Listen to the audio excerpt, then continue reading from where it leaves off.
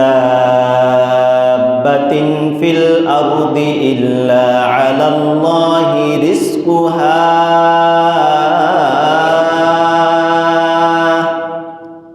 ওয়া ইয়ালামু মুস্তাকাররাহা ওয়া মুস্তাওদাআহা কুল্লুন ফি কিতাবিম মুবিন।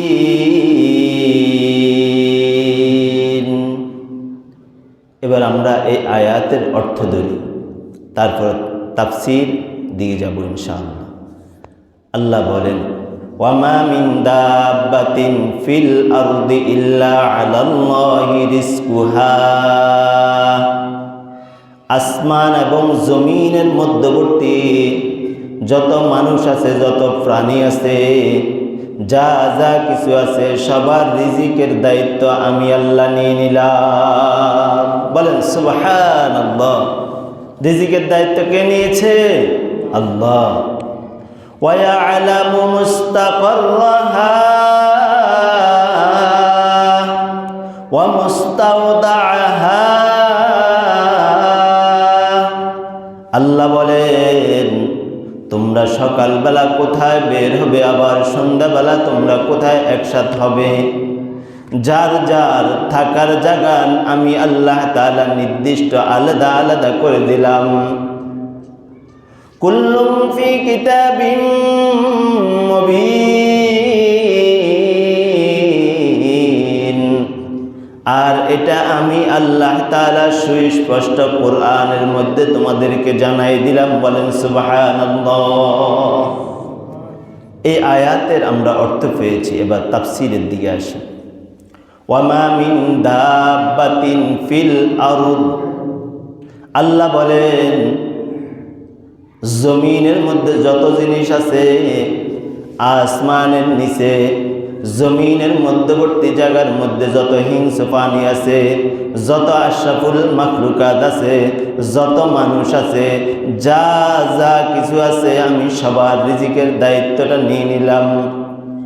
আপনি বলবেন, হুজুর আমি সরকারি চাকরি করি, এই জন্য সরকার থেকে আমাকে টাকা দেয়, আমি ওইটা দিয়ে চলি। এ বন্ধু, তুমি যদি বলো তুমি সরকারি টাকা দিয়ে চলো, তোমার ব্যবসা দিয়ে চলো, তুমি এটা বলো যে আমার রিজিক আমি জায়গা জমিন করে খাই, আমাকে আমার বাবা খাওয়ায়, আমাকে আমার ভাই টাকা দেয়, আমি চলি, তো বন্ধু একটা পিপিলিকা তার চাকরিকে দিয়েছে, সে কোথায় পাইবে চাকরি? একটা হাতি তার চাকরি কোথায়? একটা ভাগ, একটা ভাল্লুক তার চাকরি কোথায় আমাকে দেখায় দেন। একটা মাছ সমুদ্রের নিচে কোথায় আছে আমি আর আপনি জানি না, কিন্তু সমুদ্রের নিচে যে মাছ আছে, ওই মাছের রিজিক কোথায়, তার চাকরি কোথায়? বলেন। আল্লাহ বলেন, ওয়ামা মিন দাব্বাতিন ফিল আরদি ইল্লা আলাল্লাহি রিজকুহা।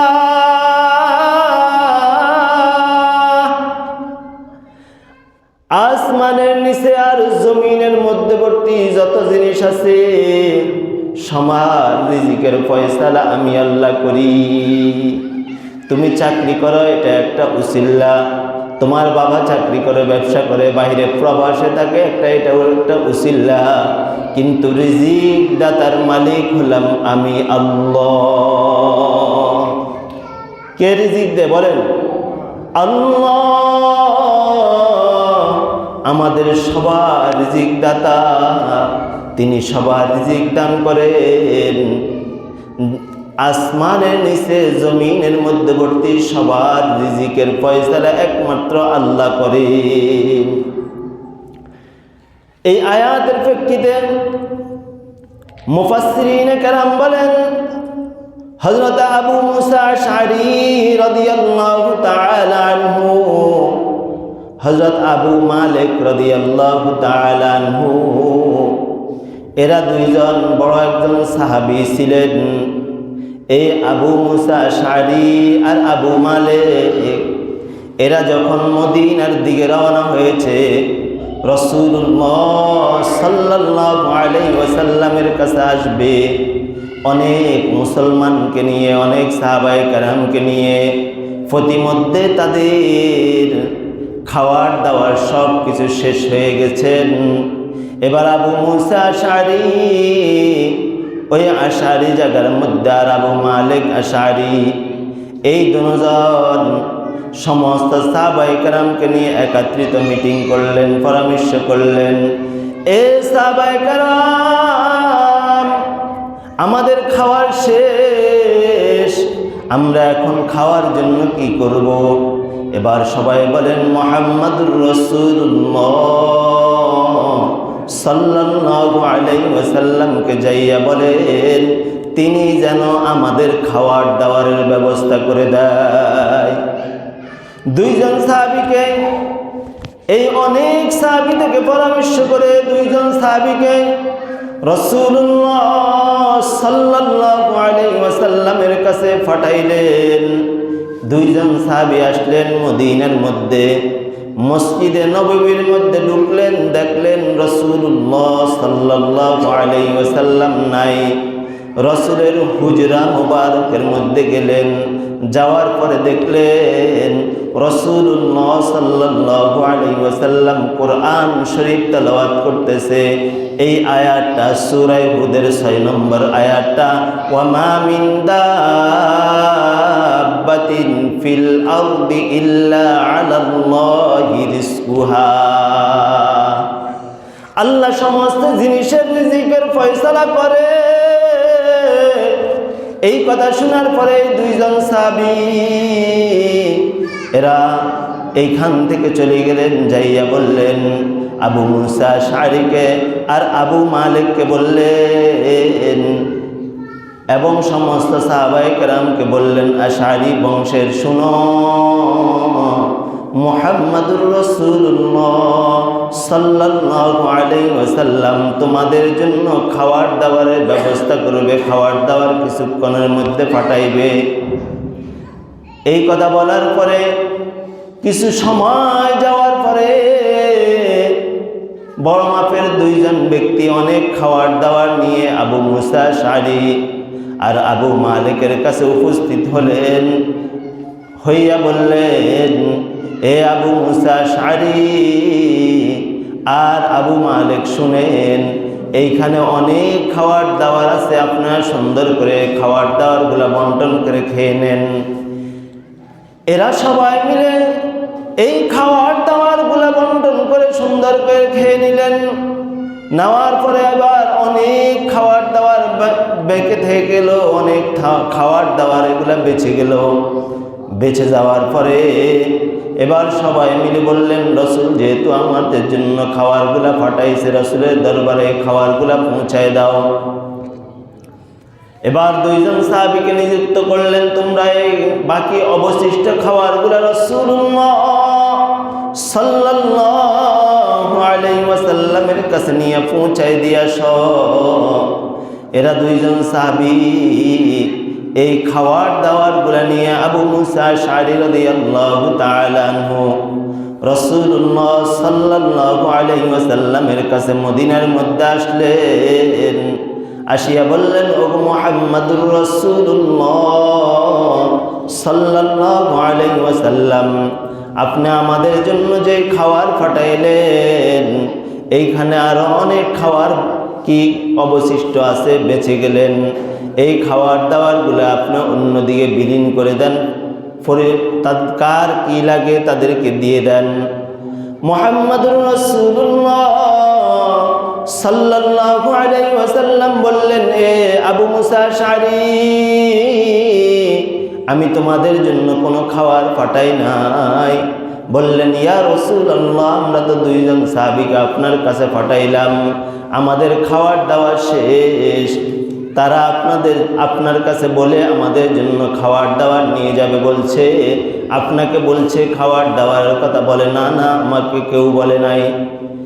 কিছুক্ষণ পরে আবু মুসা আশআরী রাদিয়াল্লাহু তাআলা আনহু ওই সাহাবী দুইজনকে যাদেরকে রাসূলের কাছে পাঠাইলেন এদেরকে ডাকিয়ে বললেন, ব্যাপারটা কি?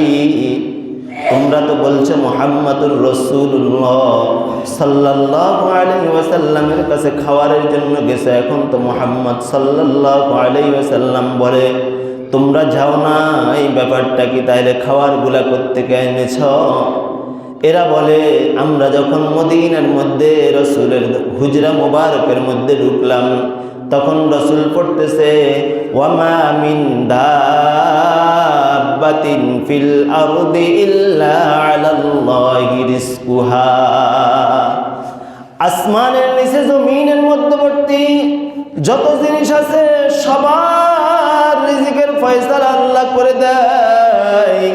আমরা এই আয়াত শোনার পরে আর রাসূলের কাছে আসি নাই, আমরা এখান থেকে চলে গেলাম আর আপনাদেরকে যাইয়া বললাম আল্লাহ সবার রিজিকের ফয়সালা করে। বলেন সুবহানাল্লাহ।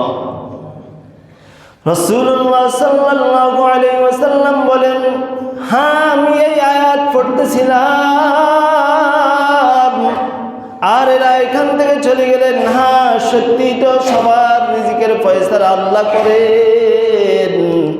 আজকে যেভাবে সবার রিজিকের ফয়সালা করেছেন, এবার আল্লাহ তাআলা আমাদের জন্য যে রিজিকের ফয়সালা করছেন, কোন কোন জিনিস হালাল আর কোন কোন জিনিস হারাম, এবার আল্লাহ এটা বলেন যে তোমাদের জন্য কোন কোন জিনিস হালাল করেছি আর তোমাদের জন্য কোন কোন জিনিস হারাম করেছি। হালাল কি হারাম কি শুনেন। সূরা বাকারা 173 নম্বর আয়াত আল্লাহ বলেন, ইন্নামা হাররামা আলাইকুমুল মাইতাতা ওয়াদ-দামা ওয়া লাহমাল খিনজির ওয়ামা উহিল্লা বিহি লিগাইরিল্লাহ ফামান ইগতুররা গায়রা বাগিন ওয়ালা আদিন ফালা ইসমা আলাইহি। আল্লাহ পাক রব্বুল আলামিন বলেন, ইন্নামা হাররামা আলাইকুমুল মাইতাতা, তোমাদের জন্য মৃত প্রাণী তোমাদের জন্য হারাম করে দিয়েছি। মৃত প্রাণী কি? একটা গরু, একটা গাভী এখন যদি মারা যায় জবাই ছাড়া, এটা কি মৃত? একটা হাঁস অথবা একটা মুরগি এমনিতে আপনাদের যে জায়গার মধ্যে রাখেন রাত্রে, ওইখান থেকে যদি সকালবেলা মৃত বাহির করেন, মরা বাহির করেন, আর ওইটাকে খাওয়া কি হারাম? বলেন ওইটাকে খাওয়া কি হারাম? ইন্নামা হাররামা আলাইকুমুল মাইতাতা ওয়াদ-দামা ওয়া লাহমাল, দামুন অর্থ রক্ত, আর তোমাদের জন্য হারাম করে দিয়েছি রক্তকে। কোরবানির পশু জবাই করলে অনেকে বলে এই রক্তগুলা খাইলে অমুক রোগ তমুক রোগ এগুলা কি হয়ে যাবে? ভালো হয়ে যাবে। আল্লাহ কি বলে? দামন অর্থ কি? রক্ত। আল্লাহ বলে এই রক্তগুলা তোমাদের জন্য হারাম। তাহলে রক্ত খাইতে পারবেন নি? না। ওয়াদ-দামা ওয়া লাহমাল খিনজির, আর শূকরের মাংস, এটা তোমাদের জন্য হারাম। এখন তো কেউ বলে এটা খেলে কি হয়ে যাবে? রোগ ভালো হয়ে যাবে। আছে না বিভিন্ন জায়গার মধ্যে অনেকে ফতুয়া দেয় এটা খেলে রোগ ভালো হয়ে যাবে, আর ওষুধ নাই রোগ ভালো হওয়ার জন্য। আপনি হারাম জিনিস কেন খাবেন? ওয়ামা উহিল্লা বিহি লিগাইরিল্লাহ, আল্লাহ বলেন ওয়ামা উহিল্লা বিহি লিগাইরিল্লাহ, আর যে জিনিস আল্লাহর নাম ছাড়া অন্য কারো নামে, গায়রুল্লাহর নামে, মূর্তির নামে, প্রতিমার নামে জবাই হয়, বাবার নামে জবাই হয় মাজারে, আর যারা ইহুদি খ্রিস্টান হিন্দু আছে প্রতিমার নামে যে সমস্ত প্রাণীগুলা জবাই হয়, এটা তোমাদের জন্য হারাম। কথা বুঝছেন নি? তাহলে যে কোনো মাজারে যাইয়া বিরিয়ানি, তারপর গরু গোশত খাওয়া যাবে নি। আর হিন্দুদের দাওয়াতে, হিন্দুদের হোটেলে, কথা বুঝছেন নি, হিন্দুদের দাওয়াতে আমরা অনেকে দাওয়াত দিলে শখ করে চলে যাই, কই এখানে কি খাওয়াবো? খাসি খাওয়াবো। কেন? খাসি কি আল্লাহর নামে যদি জবাই না হয় তো এটা কি হবে বলেন? ওরে রাগ করছেন নি, এটা কি হারাম। তাহলে হিন্দুদের তারা যে পশু জবাই করে, এই পশুর মধ্যে হেরা কি আল্লাহর নাম নিবেনি? না। যদি আপনি মুসলমান হন, আল্লাহর নাম আপনি বলতে ভুলেই যাইলেও আপনার স্মরণে আসছে, তারপরে এটা হালাল হবে। কিন্তু হিন্দু যে আপনাকে দাওয়াত দিছে, আমার মেয়ের বিয়ে, তারপরে কালী পূজা, অমুক পূজার মধ্যে একটু আসিয়েন, আপনিও গেলেন, যা ওইখানে যাইয়া হেদের গোস্ত কি করলেন? খাইলেন, তাহলে এটা আপনার জন্য কি হবে? হারাম হবে। কারণ কি?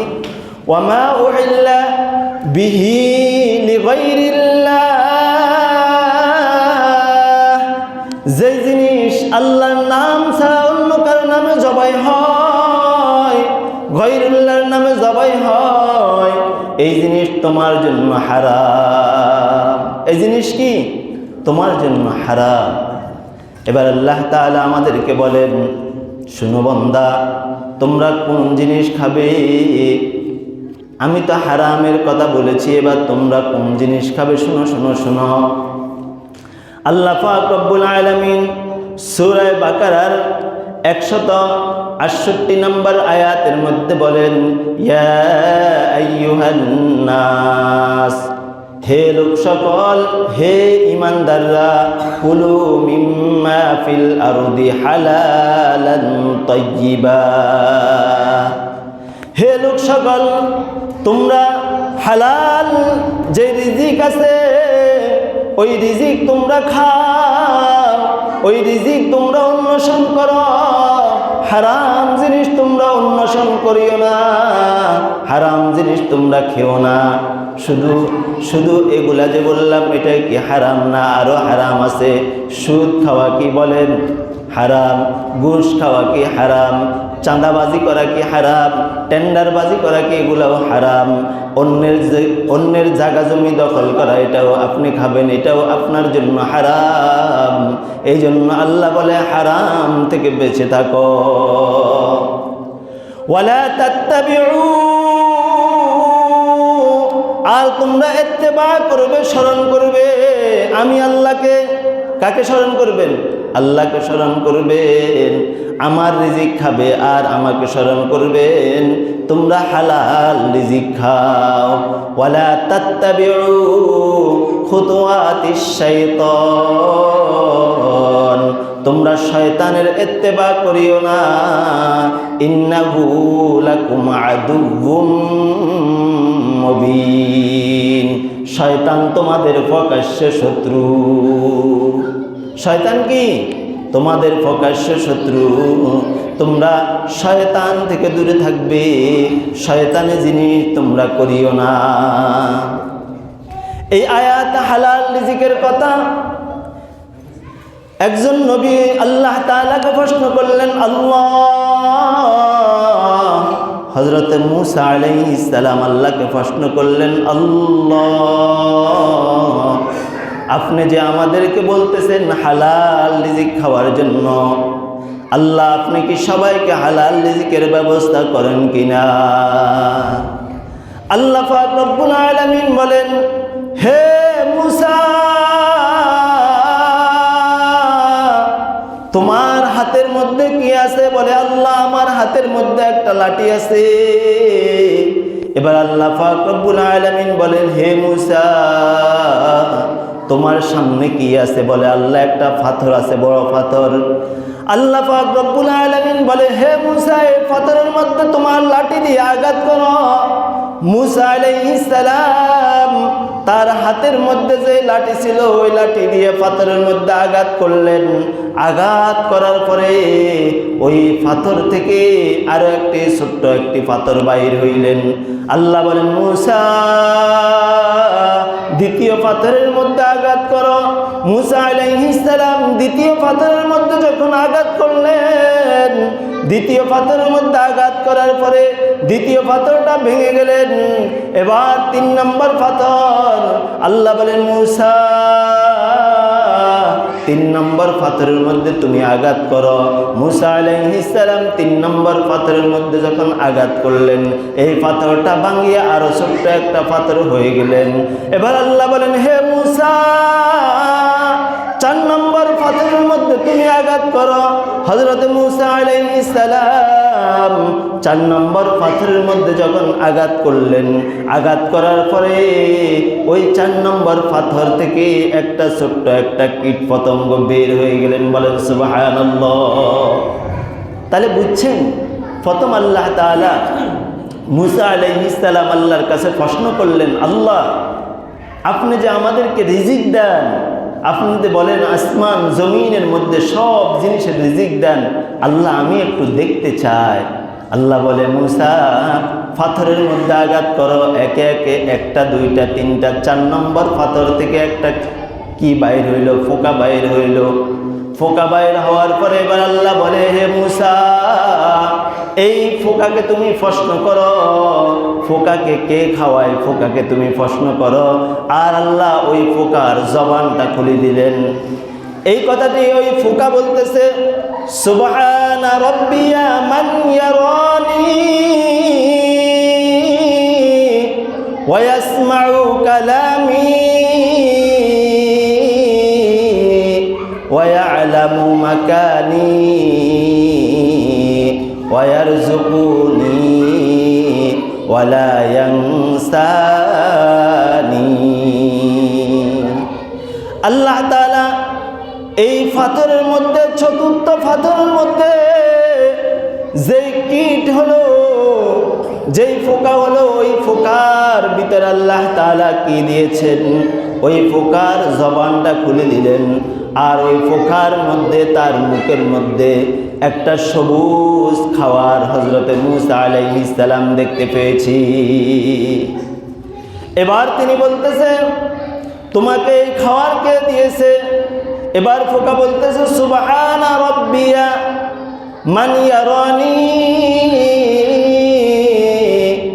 সুবহান অর্থ পবিত্র, রাব্বিয়া মান ইয়ারানি আমার রব যিনি আমাকে, আমার রব পবিত্র, আমার রব যিনি আমাকে কি দিয়েছেন, যিনি আমাকে দেখেছেন।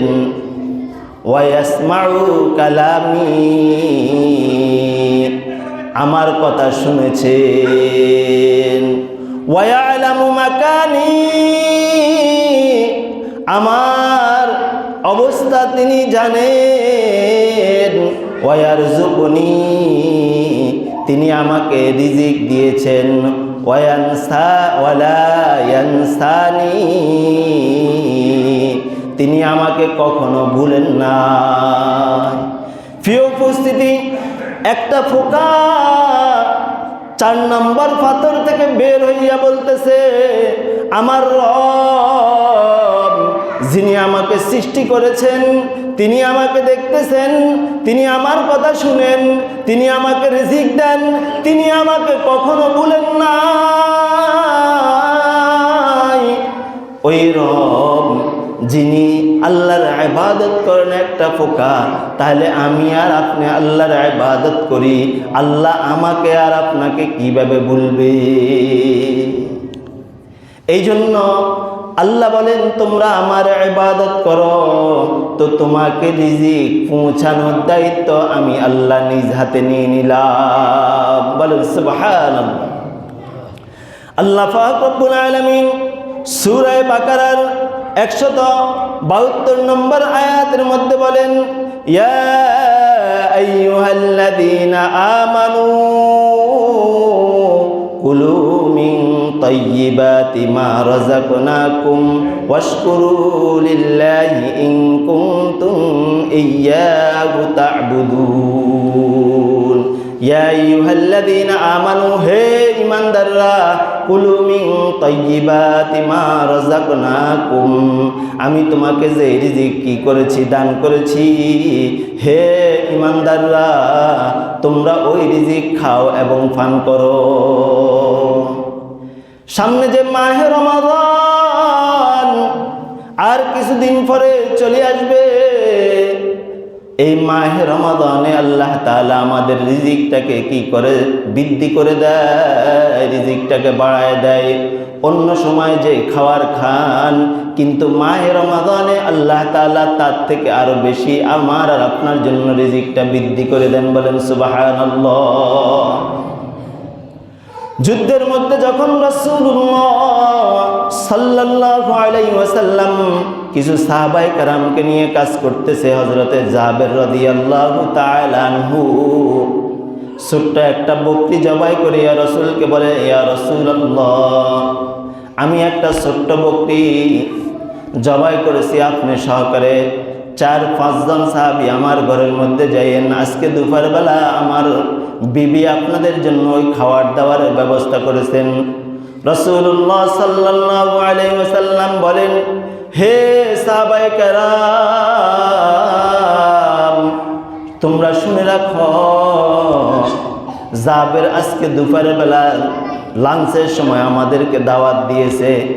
জাবের রাদিয়াল্লাহু তাআলা আনহু বলেন, ইয়া রাসূলুল্লাহ, কি বলেন? আমার যে বকরি, ছোট বকরি, এটা 5-6 জনের জন্য হবে। আপনি এই যুদ্ধের মধ্যে সবার মধ্যে ঘোষণা করে দিলেন, আমি কোত্থেকে খাওয়াইব?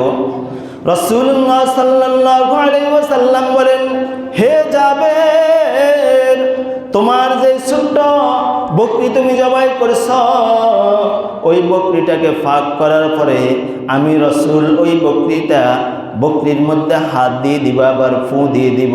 তো এই যুদ্ধের মধ্যে 1000 বা 2000 যত সাহাবায়ে কেরাম আছে, সবাই খাইয়া তোমার ওই বকরির গোশতটা আরো থাকবে। বলেন সুবহানাল্লাহ। তাহলে রিজিকের আল্লাহ তাআলা রিজিক দেয়, আর রিজিকের মধ্যে বরকত দেওয়ার মালিককে বলেন আল্লাহ। একজন মানুষ সে ফজরের পর থেকে শুরু করে রাত্রে 12টা পর্যন্ত কাজ করে, আর একজন লোক সে মোবাইলের মধ্যে 1 মিনিটে লক্ষ কোটি টাকার সেল দিয়ে দেয়। তাহলে রিজিকের মালিককে বলেন আল্লাহ। আল্লাহ কাউকে এইভাবে রিজিক দেয়, আবার আল্লাহ কাউকে পরিশ্রমের মধ্যে রিজিক দেয়। আল্লাহ যাকে যেইভাবে রিজিকের ফয়সালা করে, আল্লাহ তাকে ওইভাবে রিজিকের ব্যবস্থা করে দেয়। হযরত আবু হুরায়রা রাদিয়াল্লাহু তাআলা আনহু মসজিদে নববীর মধ্যে থেকে তিনি কোথাও যাইতেন না। একদিন রাসূলুল্লাহ সাল্লাল্লাহু আলাইহি ওয়াসাল্লাম তাকে রেখিয়া অন্য জায়গার মধ্যে গেলেন, আর একজন ব্যক্তি আসিয়া হযরত আবু হুরায়রা রাদিয়াল্লাহু তাআলা আনহুকে ছোট্ট একটা পেয়ালার মধ্যে কিছু দুধ আনিয়া দিলেন। বললেন, আবু হুরায়রা, এটা তোমার জন্য হাদিয়া দিলাম।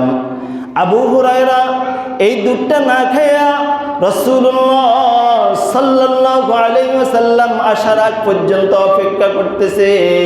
রাসূল যখন আসলেন, আসার পরে বললেন, ইয়া রাসূলুল্লাহ, একজন ব্যক্তি 1 পেয়ালা দুধ দিয়ে গেছেন। তখন রাসূল নামাজের পরে বললেন, মসজিদে নববীর মধ্যে যত ব্যক্তি আছে সবাই নামাজের পরে অপেক্ষা করবে, আজকে সবাইকে আমি দুধ খাওয়াবো। আবু হুরায়রা হতবাগা হয়ে গেলেন, মাত্র ছোট্ট একটা পেয়ালার মধ্যে দুধ। রাসূল বলতেছে সমস্ত মুসল্লিদেরকে দুধ খাওয়াইবে, ব্যাপারটা কি? আমি কোত্থেকে খাবো? আবু হুরায়রা রাদিয়াল্লাহু তাআলা আনহু পিছনের দিকে লাইনে পড়ে গেলেন, সিরিয়াল পিছনে পড়ে গেলেন। মনে মনে ভাবতেছে, আজকে মনে হয় আমি দুধ পাবো না। কিন্তু রাসূলুল্লাহ সাল্লাল্লাহু আলাইহি ওয়াসাল্লাম ওই দুধের মধ্যে যখন তার শাহাদাত আঙ্গুল দিয়ে দিলেন, দিয়ে দেওয়ার পরে যত সাহাবীরা ছিলেন, ছোট্ট একটা পেয়ালার দুধ সমস্ত সাহাবায়ে কেরাম খাইয়া, আবু হুরায়রা খাইয়া, তারপরে রাসূল বললেন, আবু হুরায়রা, তোমার কি পেট ভরছে কিনা? বলে, ইয়া রাসূলুল্লাহ, আমার গলার হলকুম পর্যন্ত আজকে দুধ ভরে গেছে, আর খাওয়ার আমার কোনো ইচ্ছা নাই। বলেন সুবহানাল্লাহ। তাহলে রিজিকের মালিককে আল্লাহ। তবে হালাল রিজিক উপার্জন করতে হবে, হালাল রিজিক চাইতে হবে। আল্লাহ বলেন, ফাইদা কুদিয়াতিস সালাত, যখন তুমি নামাজ শেষ করবে, ফান্তাশিরু ফিল আরদ, তখন তুমি জমিনের মধ্যে ছড়িয়ে ছিটিয়ে পড়ো।